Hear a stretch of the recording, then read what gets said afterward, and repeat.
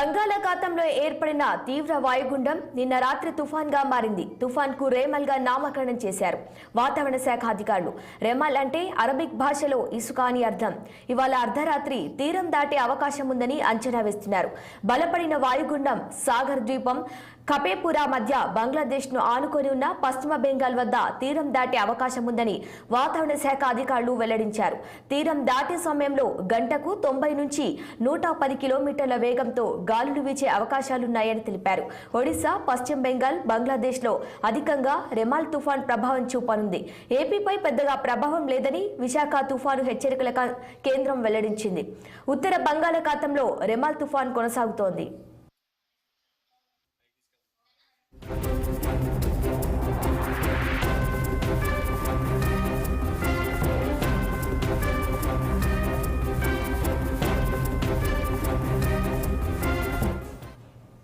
మరోవైపు నైరుతి రుతుపవనాలు నైరుతి బంగాళాఖాతంలోని మరికొన్ని ప్రాంతాలు, ఆగ్నేయ బంగాళాఖాతంలోని మిగిలిన భాగాల మధ్య, బంగాళాఖాతంలోని మరికొన్ని భాగాలు, ఈశాన్య బంగాళాఖాతంలోని కొన్ని ప్రాంతాలకు విస్తరించినట్లు వాతావరణ శాఖ పేర్కొంది.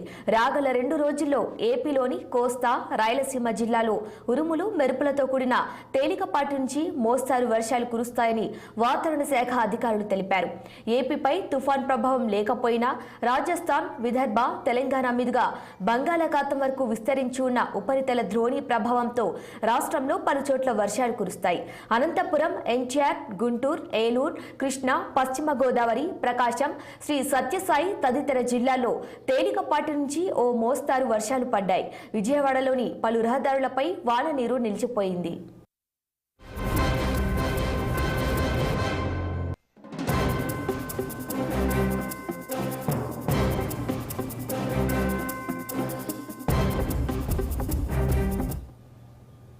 ఇక ఇదే అంశంపై మరింత సమాచారం మా ప్రతినిధి కన్నాబాబు అందిస్తారు. కన్నాబాబు, చెప్పండి.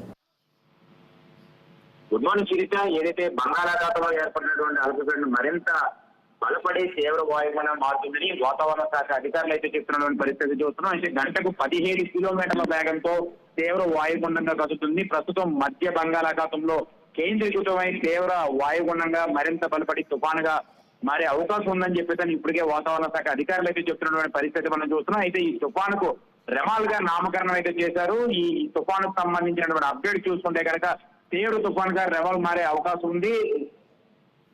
దీనికి సంబంధించి ఇప్పటికే అధికారులు అయితే కొంత అంచనా అయితే వేస్తున్నటువంటి పరిస్థితి అయితే ఉంది. అలాగే ఈ రోజు రాత్రికి పశ్చిమ బెంగాల్, బంగ్లాదేశ్ తీరాల వెంబడి తీరం దాటే అవకాశం కూడా ఉన్నట్టుగా వాతావరణ శాఖ అధికారులు అయితే తెలుస్తున్నటువంటి పరిస్థితి ఉంది. తుఫాను గంటకి 120 కిలోమీటర్ల వేగంతో తీరం దాటే అవకాశం ఉందని చెప్పేసి కూడా, అలాగే గంటకు 135 కిలోమీటర్ల వేగంతో గాలులు వీచే అవకాశం ఉందని వాతావరణ శాఖ అధికారులు వెల్లడించినటువంటి పరిస్థితి మనం చూస్తున్నాము. అదేవిధంగా బంగాళాఖాతంలో ఏర్పడినటువంటి వాయుగుండంతో ఏపీలోని ఉప్పాడ, కాకినాడ బీచ్ తో పాటు కూడా మరికొన్ని సముద్ర తీర ప్రాంతాల్లో రాకాశీయాలలో ఊరిని ఎగిసిపడుతున్నటువంటి పరిస్థితి కూడా మనం చాలా స్పష్టంగా చూస్తున్నాం. అలాగే విధంగా ఈ రెమల్ తుఫాన్ నేపథ్యంలో సముద్ర తీరంలో అలలన్నీ కూడా అల్లకొలాలను సూచిస్తున్నాయి. తీవ్ర అల్పపీడనంగా మారుతుందని చెప్పేసి అధికారులు అయితే సమాచారం అధికారులు ఇస్తున్నటువంటి సమాచారంతో నివసిస్తున్నటువంటి గ్రామస్తులంతా కూడా కొంత ఆందోళన చెందుతున్నటువంటి పరిస్థితి కూడా మనం చూస్తున్నాం. అలాగే మరోవైపు చూసుకుంటే రాష్ట్రంలో విజయవాడతో పాటు కూడా పలు జిల్లాల్లో కొండపోత వర్షాలు కూడా కురిశాయి. రోడ్లన్నీ కూడా జలమయమైనటువంటి పరిస్థితి కూడా మనం చూస్తున్నాం. అలాగే కోస్తాలోని ప్రధాన పోర్టులు ఏవైతే ఉన్నాయో ఆ పోర్టులో 1వ నెంబర్ ప్రధాన హెచ్చరికలు కూడా జారీ చేసినటువంటి పరిస్థితి మనం చూస్తాము. ఇక రెమాల్ తుఫాన్ ఎఫెక్ట్ తో కేరళ కూడా భారీ వర్షాలు, ఈదురుగాలు వణికిస్తున్నటువంటి పరిస్థితి మనం చూస్తాం. ఇక రెమాల్ తుఫాన్ తాలూకా ఎఫెక్ట్ తో ఇప్పటికే కేరళలో 11 మంది చనిపోయినట్టుగా కూడా అధికారులు అయితే అంచనా వేసినటువంటి పరిస్థితి మనకు కొంత సమాచారం అందింది. అయితే తిరువనంతపురం, కొల్లాం, ఎర్నాకుళంతో సహా 7 జిల్లాల్లో ఎల్లో అలర్ట్ అయితే ఇచ్చినట్టయితే ఇప్పటికే వాతావరణ శాఖ అధికారులు కొండ చర్యలు అయితే ఇప్పటికే హెచ్చరికలు కూడా జారీ చేస్తున్నటువంటి పరిస్థితి మనం చూస్తున్నాం. అయితే ఈ ఎఫెక్ట్ ఏదైతే ఉందో కేరళ రాష్ట్రం మొత్తం అంతా కూడా వర్షాలపై సమీక్ష నిర్వహిస్తున్నటువంటి పరిస్థితి అయితే తెలుస్తుంది. లోతట్టు ప్రాంతాల్లో నివసిస్తున్నటువంటి ప్రజలంతా కూడా అప్రమత్తంగా ఉండాలని, అదే ఏదైతే ఆ ప్రాంతాల్లో నివసిస్తున్నటువంటి సముద్ర ప్రాంతాల్లో నివసిస్తున్న ప్రజలంతా కూడా అప్రమత్తంగా ఉండాలని ఆ ఏరియాకు సంబంధించినటువంటి విద్యుత్ శాఖ అధికారులతో కూడా సమీక్ష నిర్వహించినట్లయితే కూడా తెలుస్తుంది.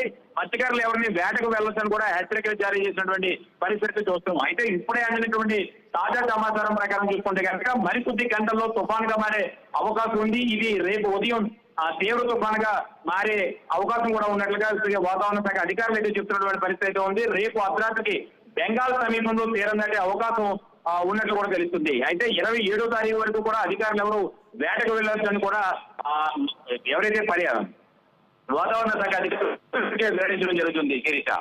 రైట్ కన్నా బాబు, థ్యాంక్ యూ.